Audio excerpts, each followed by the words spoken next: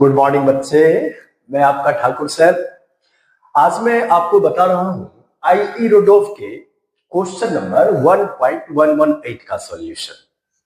तो चलिए देखते हैं पहले ये क्वेश्चन क्या कह रहा है। A particle has shifted along some trajectory in the XY plane.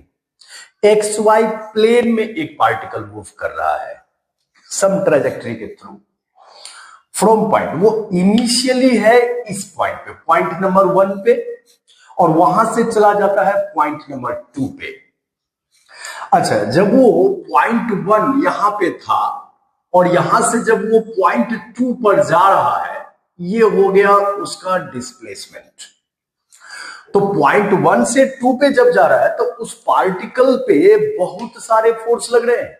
F1 force लग रहा है, F2 फोर्स लग रहा है, F3 फोर्स लग रहा है, F4। Too many forces are acting on the particle.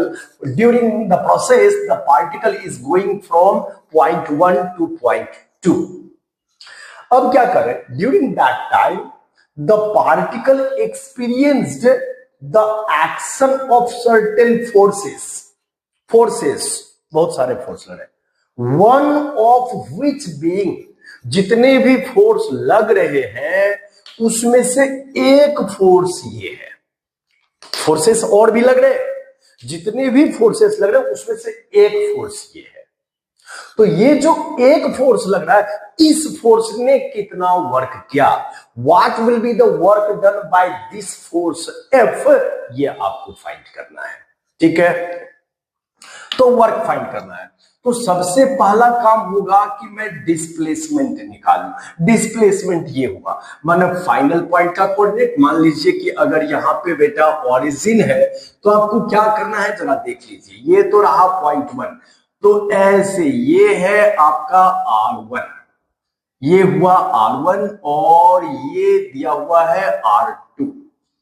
तो इस ट्रायंगल में देख लीजिए R1 प्लस S, मतलब R1 प्लस S, थोड़ा सा देखिएगा, is equal to resultant vector हो जाएगा R2, यही है। तो फिर यहां से S निकाल लेंगे। S कितना हो जाएगा?